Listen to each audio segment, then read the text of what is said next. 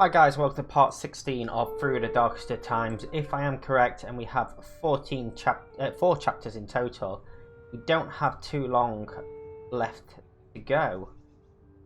So 17 days, a couple more episodes, and we should be there. We have the option to contact the Red Army. We could also contact the British Army. But bring injured to sick bay. Big ask of Paul. What if you stick him in an army uniform? A little bit better. And Gustav with him as well. Ambush a supply delivery. Roman Sebastian. And then let's... I imagine that's going to be pretty tough, just one guy. What do we get from the writer? Oh, we get 6 books from the writer. That's quite nice. Let's go and talk to workers. I think Horst is better off doing. We definitely need to gain some morale. Lost 1 supporter, gained 8 marks in total. Horst gains 4 supporters plus 2 morale. It's not going to be enough. Plus 3 for the ambush on the medical supply truck. We gain 9, but Roman thinks he's been seen. And over in Wedding, Paul thinks he's been seen, but he does get the injured in and treated. So we still lost 5 overall. Gained 3 supporters. Air raids. British bombers attack Munich and drop over 2,100 tons of bombs. Winter War. Soviet artillery units open the Red Army's winter offensive against the German Wehrmacht and attack on England. German rocket B-1 hits close to Yorkshire. My daughter. I'm worried about her. She goes out every night and comes back with food and money, says Paul Weinrab. We asked where she gets it from. When I ask her about it, she makes excuses. I can tell that she's lying. I want her to stop it. I want to stop her. Then do it. Well, humiliating really. The money she makes helps her survive. Maybe we can support you. Here's what we can give you, I say. We'll give him... We do seem to give him Paul a lot. I think that's who we've been giving money to in the past as well. Loot destroyed buildings. We've not got anywhere we can like go and dance.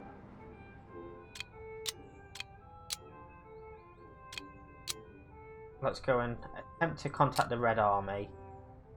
We're going to send these to contact the British Army. Why not? So we lost 1 supporter, gained 8 marks again. Someone is shooting. Okay, we're fleeing.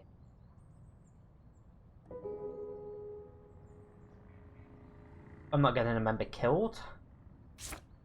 Please show up. We will hide here. So we were successful with the British intelligence, but not the Russian. Fall is setting and winter sun shines on my face, but it's still freezing cold as I ride my bike through Schoenberg. 2 large loaves of bread are heavy in my backpack. It wasn't easy to find them, but we now have enough food for a week. Destroyed buildings. The air around the Bayerische Platz metro station has been destroyed in the bombings. I suddenly hear the sound of an air raid alarm, I think.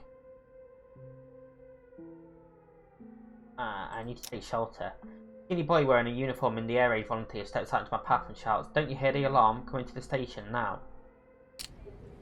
Follow the boy down the stairs into the metro station. There are dozens of people there already. A train full of passengers is waiting on the track, ready to leave. More people come from behind and push me aside. Close to my left is a large pillar. It looks like I could sit there. A little further, next to the waiting train, is a bench that still has an empty seat. And the pillar is more likely to be secure. At the pillar, I put my backpack down and try to get comfortable. The stream of people coming outside has slowed down. Next to me stands a young man. His eyes are sunken, his face is ashen. He's shivering. Are you alright? He nods. I notice he has a coat with him but keeps hold of it instead of putting it on. Take a closer look at the coat. I can see a flash of something yellow on his coat. A Jewish badge. This Miss Boy is trying to hide his coat. See your badge? That's dangerous, I whisper. He covers the scrap of yellow badge with his hand. It's also suspicious that you aren't wearing your coat, I say.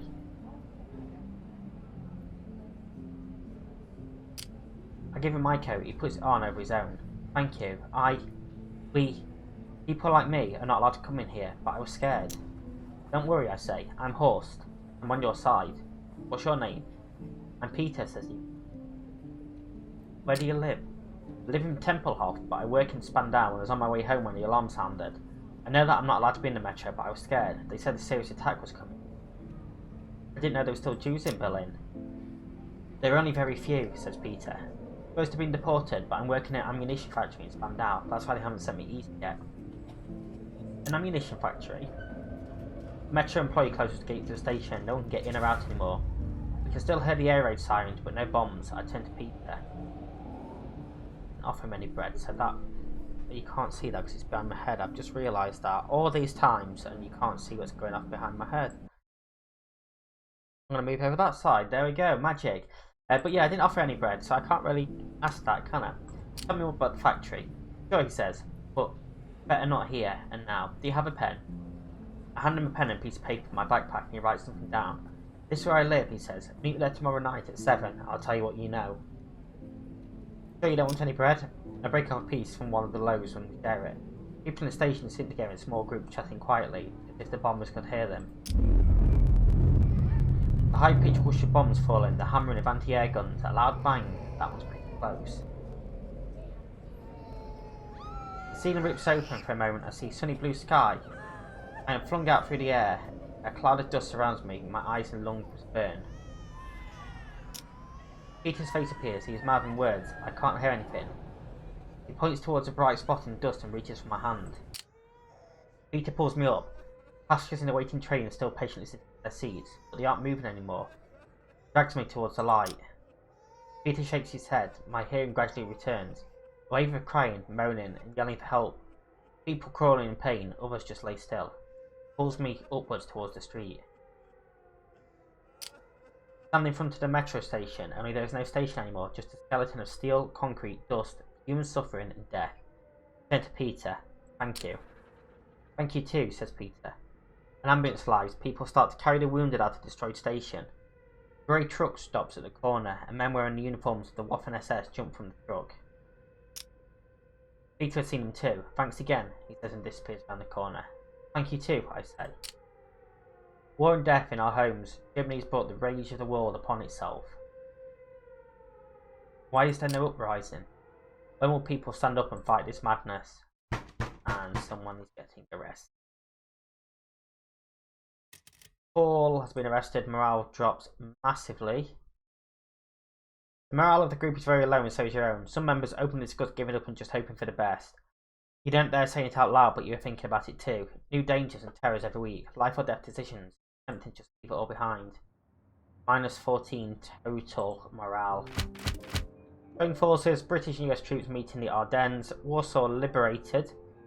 Broken by Polish units and death marches. The meeting is almost over when Roman enters his last breath. I'm so sorry, he says. I got lost on my way here. I needed some time to find my way back. How can you get lost? You've lived here for years and you've been here a dozen times. Everything is gone. The shop where I usually turn left is gone. The buildings and landmarks used for navigation. Every pile of rubble looks the same. I see what you mean. Yes, most of the ruins are barely recognisable, I agree. And after every bombing it only gets worse. Desperately need something for morale. We're on 11.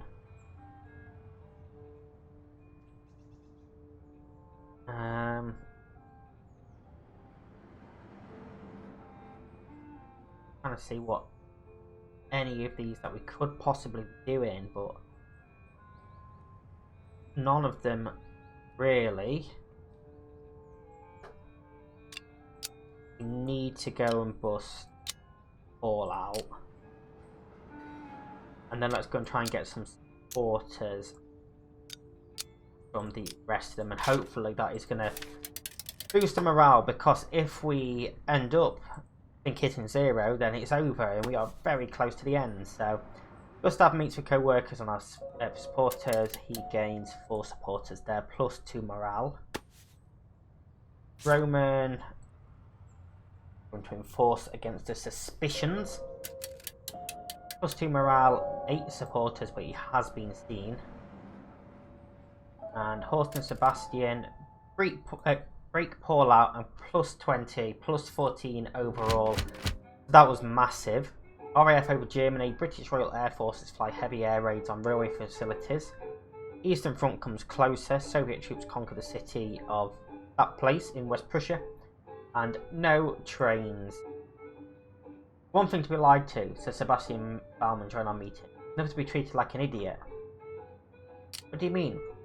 The Ministry of Public Enlightenment, of course, referring to Goebbels and the Nazi propaganda operation. It was always rubbish, sometimes scary, but now it's just ridiculous. What do you mean, ridiculous? You didn't hear, just a few days ago, the great fanfare informed over the radio that the Luftwaffe trounced the Royal Air Force and the Allied Air Command. But Berlin was bombed again last night. Exactly, said Sebastian. Maybe the British didn't get the message, says Roman. Maybe the ministry should send them a letter informing them of their ignominious defeat. Sebastian laughs at the thought. If only it was that easy. I chuckle at the idea and can't help but wish it was that easy to stop the bombings. So we gained a fair bit of morale there. Still need to find something that we can gain more though, that's the issue.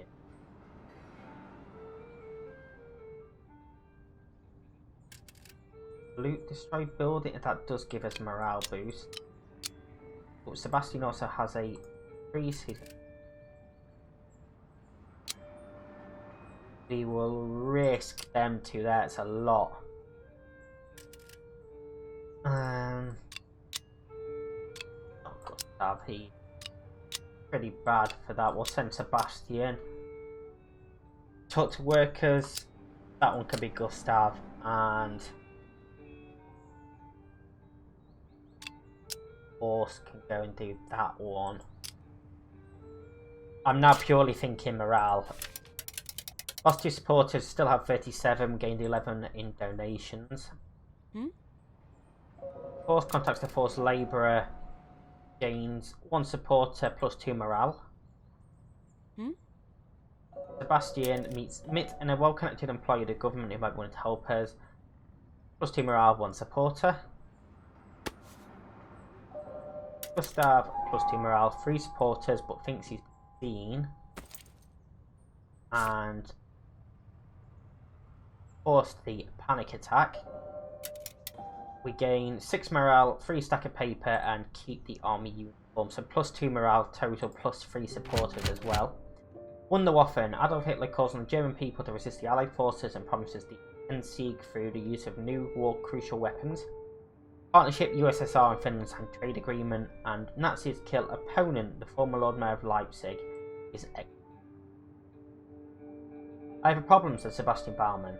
What happened? My home was destroyed in the bombing last night. I have nowhere to sleep. You can always sleep at my house, we don't have much space, but you can stay in the kitchen, I say. Thank you so much, says Sebastian. And that is where we're going to end this episode, what we have left in terms of days. 13 days to go. A load more things just opened up for us, so we'll take a look at that next time. If you have enjoyed this, please do hit that like button, subscribe and ring the bell for more. Until next time, stay safe and I'll see you in the next one.